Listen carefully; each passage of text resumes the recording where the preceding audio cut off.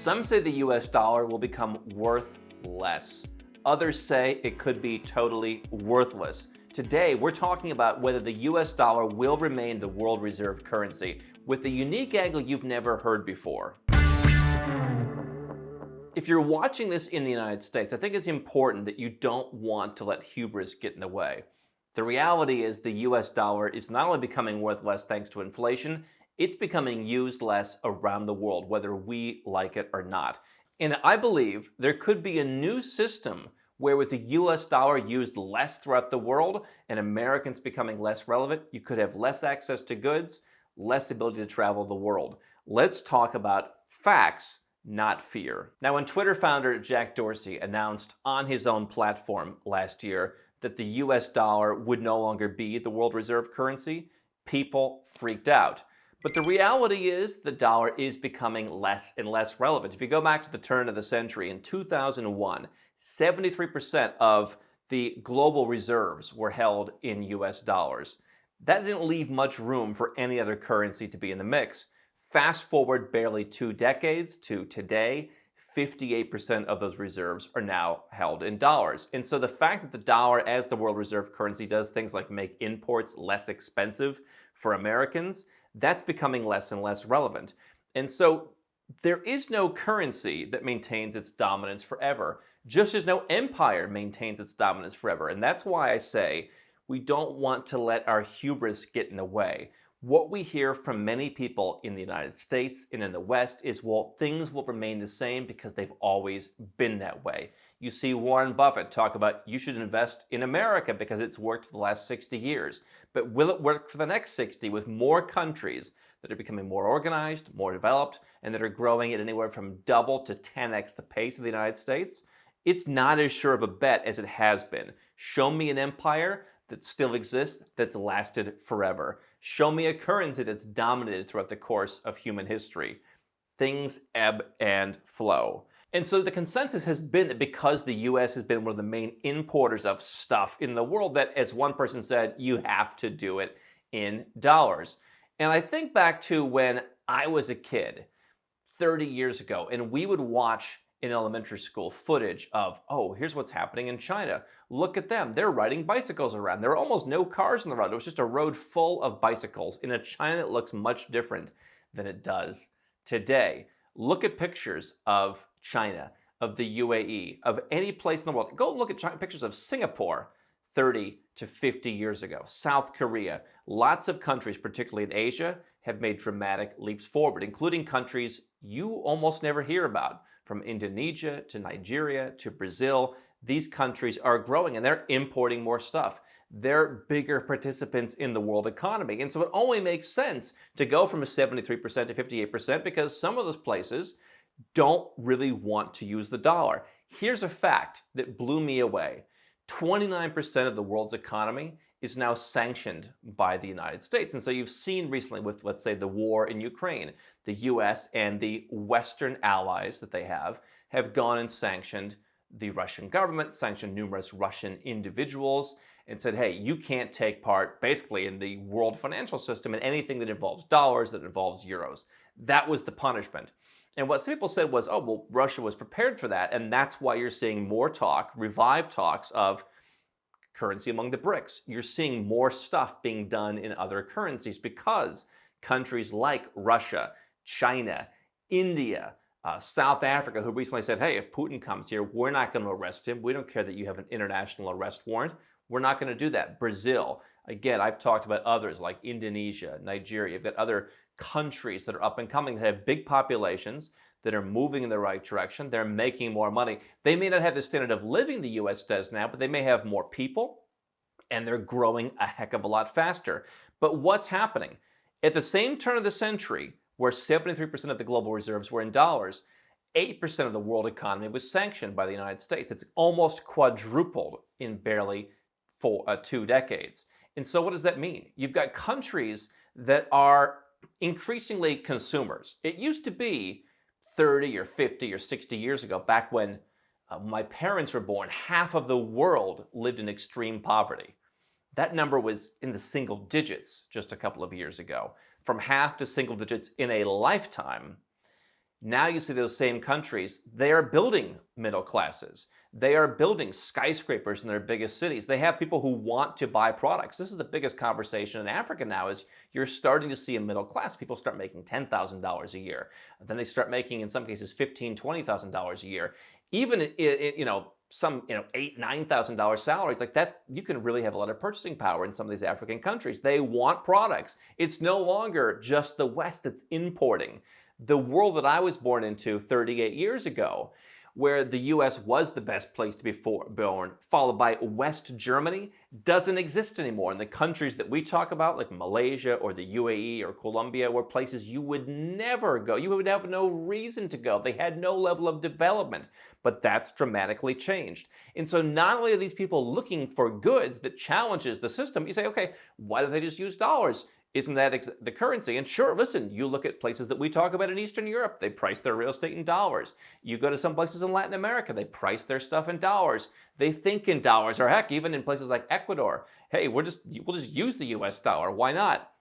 But 29% of this world, including some of these emerging countries, have now been basically sanctioned by the US. They've been cut out. They've been told, we don't want you because we don't agree with you. And so I can kind of understand 8%. It sounds to me that 8% of the world being bad actors in a somewhat legitimate way makes sense. I'm having a hard time believing that almost 1/3 of the world is just bad actors. And what I think we're setting ourselves up for is a world where, just as you saw in the Ukraine-Russia war, not giving my comments on that, we've talked about that before, but just look at that. You have certain countries that are basically in the West that are very much against Russia. They've sanctioned Russia. It is the EU, it is the US, Canada, Australia, New Zealand, Japan, and a few others. Talk to people from India about this issue. They're on the exact other side. Talk to people from China. Look at what South Africa is doing. Look what Brazil is doing. Go to parts, Indonesia, for example. They don't have a dog in this fight. Some people don't even really pay attention to it. It's not a story for them. Maybe they're thinking about other wars in other parts of the world. They don't have an opinion. It does not bother them. Even look at Turkey. They're saying, hey, we're neutral. And so you're setting yourself up for different parts of the world where it used to be the US rules the Western world, and there is no other world. They're riding bicycles. They're living in jungles. They're living in huts. We're not going to go there. Well, now those economies are moving in the right direction. That's why you're seeing what's happening with BRICS. That's why you're seeing Brazil and Argentina get together. And so people laugh. Again, I go back to the hubris. People laugh and say, oh, Brazil and Argentina, what are they going to do? Well, they are going to take a slice of the pie. Because one of the things that I think is very interesting, people will ask me, hey, where's the one good place to move? And I think we've conditioned people to realize what we do here at Nomad Capitalist. We help high net worth individuals who don't want to pay high taxes, don't want to see their freedoms dwindling away, don't want to be the bad guy anymore because they don't pay enough because their government mismanaged their money. They want options. They want to move somewhere else for lower taxes. They want to have a second passport. They come to Nomad Capitalist because we've worked with dozens upon dozens upon dozens of countries that give them tax-friendly living, give them second citizenship, give them banking that they can diversify their wealth, give them investments, give them better yields. There's lots of places to go. But it wasn't that long ago that your list wouldn't have been that long. If you wanted to go to Asia, okay, fine, Singapore. You wouldn't have thought about Malaysia or Thailand, or even people are living in Vietnam now. So the number of options in pretty much everything is becoming dramatically bigger. And I think the same thing applies to what's going to happen in terms of the world as a reserve currency. You're going to see more niche players. It's not going to be one that just comes in and conquers the dollar. People are saying, well, what else is going to replace it? A lot of little things could potentially replace it because we're setting up to see a world where there's different pockets of influence that each have increasing influence from a geopolitical perspective and from a financial perspective, and they're increasingly not welcome in the West. They've just been shut out. They don't really have any other choice in some cases but to set up alternatives. Are they just supposed to sit with, in some cases, 50, 100, 300 million, or even bigger populations and just say, well, the US doesn't like us, so I guess we'll starve to death? No, they're not going to do that. So that's where the marginal decline is. Each little percentage point takes away geopolitical power, not only from what happens with the US dollar, but from the United States itself, that those sanctions become less and less relevant. And so if you're living in the United States, probably your entire world, your entire media diet is focused on the West. That's what people tell us. Well, there's nowhere to move to because Canada and Australia look pretty bad too. Yeah, I'm not talking about going to Canada and Australia. Now, I'm not saying you should move to Nigeria. I do certainly think there's probably investment opportunities in Africa for people who are bold. Certainly, I've done pretty well with investments in Indonesia, and people do live in Bali. But I'm talking about realizing that there are countries that aren't even on your radar that are going to play a greater role in chipping away at the dominance of the dollar, chipping away at the dominance of the West. Do I think the dollar is going away forever? No. Do I think it's going to collapse? Other than the fact that it's lost 99% of its purchasing power in just over a century? No, it's not going to just collapse overnight. I don't believe people will be, like the Weimar Republic necessarily, but I think you want to be prepared that things are going to chip away in an increasing pace, because here's some numbers for you. China's economy, up 16-fold since 2001. We're going back to the same turn of the century. Brazil and South Africa did not do as well. They've tripled. Indonesia has 6x'd. The US, it has grown. It's a little more than doubled. And so Brazil and South Africa, they're not totally outpacing the US, and obviously they don't have the same standard of living. But the Asian economies in particular are doing very well, and they have been decidedly against a lot of the stuff that the US is doing. And they have drawn the ire. I mean, again, from Turkey to India to China, these are the countries that are on the wrong side of the coin, according to the United States. Now, I would argue that if you have assets, you want to hedge against what's happening. I don't want to be in all dollars, and so you might want to have an offshore bank account where you can hold different currencies, or an offshore brokerage account where you can buy stocks that are denominated in different currencies. Maybe the yields are higher. Maybe the tax situation could potentially be better. I also think that you probably want to have a second passport. And hey, if you can get citizenship through your family tree, if you're American and your grandparents were Irish, hey, get your Irish passport. I'm all for it. But you might want to have some passport that's in one of these other countries, the dark horse countries that you haven't heard much about, and realize that's where the growth is going to be. You're not going to be able to get an Indian passport unless you're ethnic Indian and you want to give up whatever passport you have now. Getting Chinese citizenship, practically impossible. Most Asian citizenships are. But there are citizenships you can obtain. And if you want us to talk more about this, leave a comment below, where you're in a different part of the world than where you're from now. And I think that you do so at your peril. Ignore countries just because they don't fall into the Western sphere. You're seeing, China, 8x basically growth compared to the US, and you have other economies that are doing the same. And so what is the alternative? Well, the yen, for example, the Japanese yen went from 3.5% of this pie that the US occupies still a majority of, up to 5.5%. So that's a 2 percentage point gain. What do I always tell you? Change happens at the margin. We've told you the example in the US, the Great Recession, the housing crisis. Something like 68 or 69% of people own homes at the beginning, 63 right around there at the end. It's like the Great Depression. People think, oh, everyone was out of job. No. 75% of folks had a job. 90% of folks had a job during the Great Recession. That was a marginal improvement. And look at how it took everybody down to the bare walls, basically. So you start losing 2% here, 2% there, 1% there. It becomes a bigger and bigger issue. The world is becoming fragmented. And so what I've been doing for well over, 15 years now, is traveling around to over 100 countries, living in many of them, investing in a number of them, banking in a number of them, and seeing how much different it is than the US, seeing how much potential there is in some of these places, seeing how fast they're growing.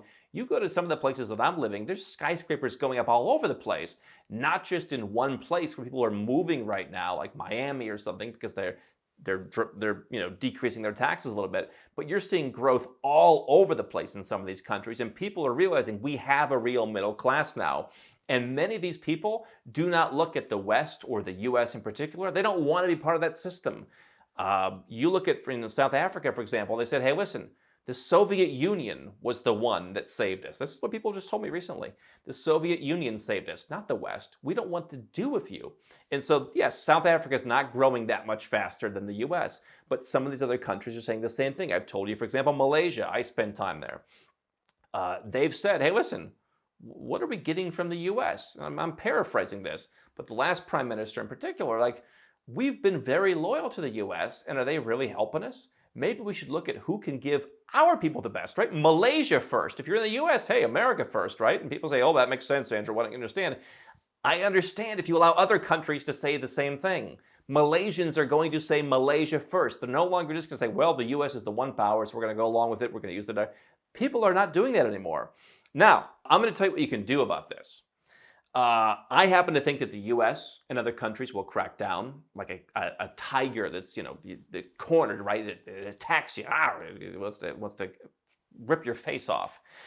You've had FATCA, for example, passed in the Obama administration.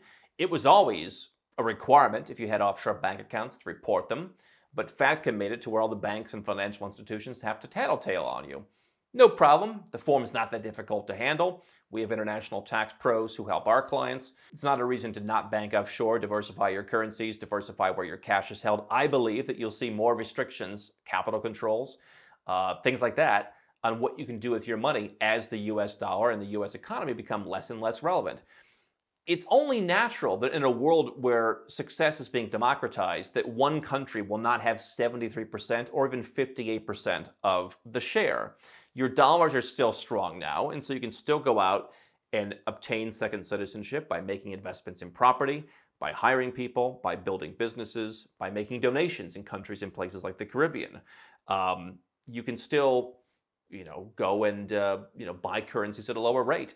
I would take advantage of this opportunity to diversify. Again, not only while the dollar is still strong on a global level, but while they're still allowing you to move your money. I mean, look at what happened if you ever wanted to give up your citizenship. In 2001, same turn of the century, it was free. Now it costs thousands of dollars, a small price to pay for many, but it shows how they're not just going to let you walk out the door with your person or with your money when the tiger is cornered. And so, do I think that they're going to literally lock you up in a camp somewhere? No. I just think there are going to be more restrictions, what I call de facto restrictions.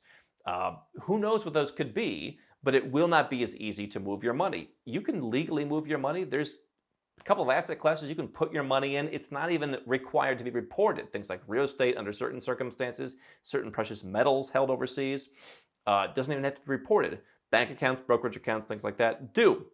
And so you may not want to invest in Russia because you just don't believe in it. You don't believe in the story. Maybe there's moral reasons, but you're not going to invest in any emerging market. You see how some of them are growing 9 or 10-fold as fast as the US. And so again, if you have strong dollars, I think it's an opportunity before the US dollar as the reserve currency reaches not majority status of global reserves, but plurality, i.e. less than 50%. This is a time to diversify. Why are second passports becoming more expensive? Why are prices going up? Why are programs being closed? Why are entry points on a bank that used to require 1 million, now it's 5 million in some cases. The one that was 200,000, now it's 500,000. Why? Americans, again, often the bubble. They say, well, I don't know why they do. I'll tell you why. Because everyone from Indonesia, there's a whole new business at the Singaporean banks of Indonesians who have a lot of money now. There's a whole new business of people doing second passports in Indonesia. Fill in any other emerging market country. Now, you don't know about that because you don't follow Indonesia. I follow Indonesia. They have a huge population. Again, Nigeria, West Africa, driving huge investments into places like Dubai, getting residence permits and passports. No one's sitting around saying, well, we need more Americans. These countries that are looking for investment, it's not all about the United States. They may collect payment for second citizenship in dollars, but it really doesn't matter to them. They want people from all around the world who have money to invest. We help Americans get second residence, citizenship, offshore bank accounts, make investments overseas. We do it in a very holistic way.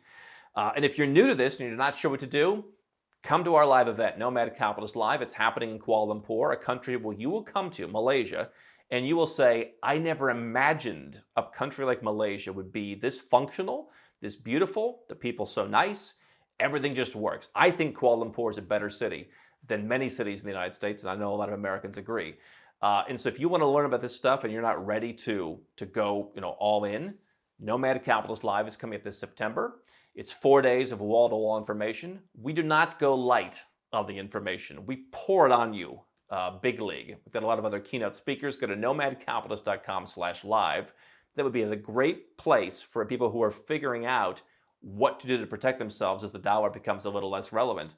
It's all happening over 4 days. It's the Nomad Capitalist team. It's a lot of expert speakers. How do you bank? How do you invest? How do you live? How do you get a passport? How do you protect yourself? The US isn't going away, but it will become a little bit less relevant every year, and it'd be a good opportunity for you to have your finger in a couple of different pies to make sure that you're protected.